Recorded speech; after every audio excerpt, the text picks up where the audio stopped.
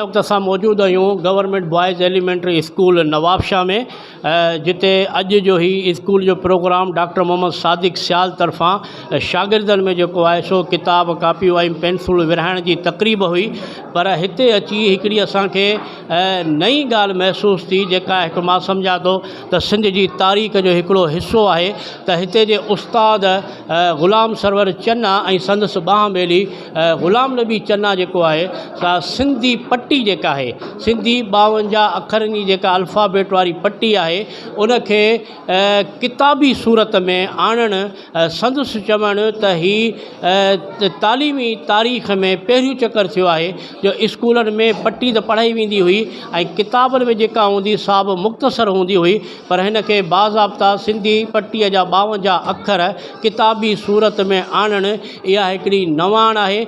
Cameraman तव्हांखे ॾेखारींदो त उहा पट्टी जेका आहे सा तव्हांखे हिन में नज़र ईंदी पेना फ्लैक्स ते, त ही मुकमल पट्टी जेका आहे सा हिन बैनर ते ॾिनी वई आहे, जेका अॻे कॾहिं बि कोन्हे। यानी सिंध जी तारीख़ में तालीमी मवाद में तालीमी सिलेबस में जेको आहे सा इहा अॻे कॾहिं बि कान हुई, या त पट्टीअ ते पढ़ाई वेंदी हुई या वरी जेका बि हुई सा बिल्कुलु मुख़्तसर हूंदी हुई, मुकमल न हुई। त मां सम्झां थो त हीअ जेका नवाण ग़ुलाम सरवर पैदा कई आहे, सिंध गवर्नमेंट खे खपे त तालीम खाते खे हिदायतूं जारी करे ऐं सिंध टेक्स्ट बुक बोर्ड पारां ही छपराए सॼी सिंध जे स्कूलनि में हिन खे लाज़िम करार ॾिनो वञे। अचो त हुन पट्टीअ जे ख़ालिक ऐं किताब विरहण वारे डॉक्टर मोहम्मद सादिक सियाल ऐं स्कूल जे हेडमास्टर खां पुछूं था त वधीक हू हिन बारे में छा था चवनि। ॾाढी ख़ुशी थी ग़ुलाम सरवर जो पोरियो ॾिसी। प्राइमरी जा असांजे सिंधी प्राइमरी जो जेको पट्टी आहे, बुनियादी जेके अखर आहिनि 52 उन्हनि खे तश्कील करे ज़ेर ज़बर सां उन्हनि खे तश्कील करे ठाहे ऐं पेश कयो अथसि, जीअं ॿारड़ा उनखे आसानी सां उनखे पढ़ी सघनि। मूंखे पंहिंजो ॿाराणो यादि थो अचे त असां रुॻो पट्टीअ खे महटण में पोइ रहंदा हुआसीं, माना उनखे मेट सां महटे साफ़ करे वरी उनखे धोई वरी ॿिए ॾींहुं बि हिकिड़ो उस्ताद असांखां पोरियो कराईंदा हुआ। ऐं इन जे करे महसूसु थिए थो त माण्हू खे पंहिंजे ॿोलीअ सां केतिरो प्यार हो। उहो हिकिड़ी तमामु सुठो क़दम आहे। असांजा उहे उस्ताद जेके हिन खे पढ़ाईंदा ॿारनि खे, उन जे लाइ तमामु सवलो, ॿारनि खे पढ़ण में सवलो। हीउ हिकिड़ो वॾो इनकलाबी क़दम आहे सिंधी ॿोलीअ जो।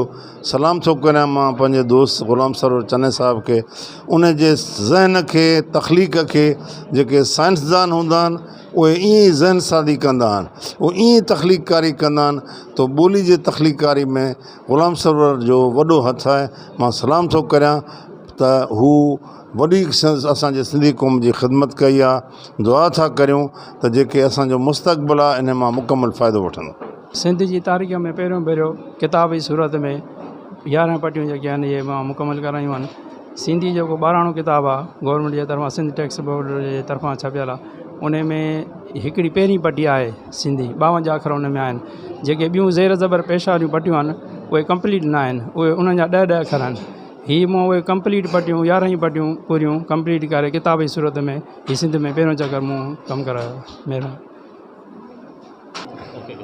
हा, जीअं त अॼु हिन प्राइमरी स्कूल में हीअ जेके किताब विरहाया विया आहिनि इहे फ्री ऑफ कास्ट विरहाया विया आहिनि।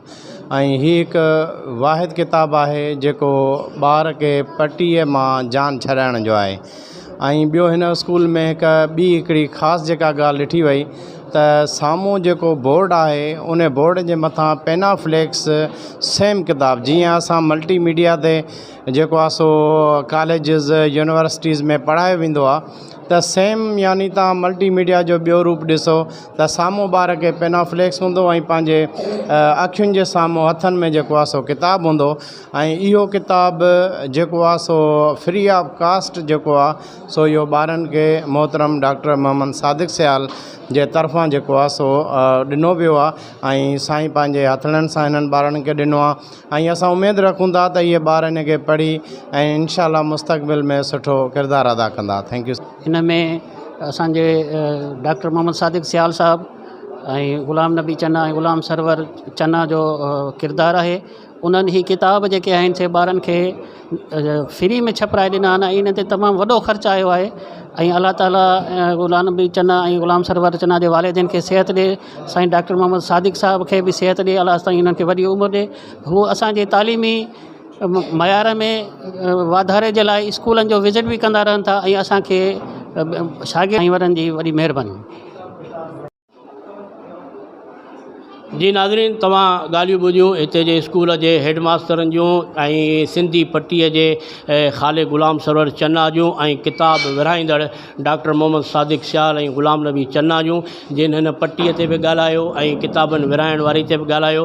हिन जो चवणु हो त जेकॾहिं अहिड़ा ज़हन हूंदा त उहो ॾींहुं परे नाहे जो सिंध में हिकिड़ो शऊर पैदा थिए। हिननि इहो बि मुतालबो कयो त सिंध हुकूमत खां त हू तालीम खाते खे पाबंद करे त हिन पट्टीअ खे दर्सी किताबनि में शामिलु कयो वञे त जीअं आइंदा जी तालीम, आइंदा जो ॿारु बहितर खां बहितर इल्मु हासिलु करे सघे।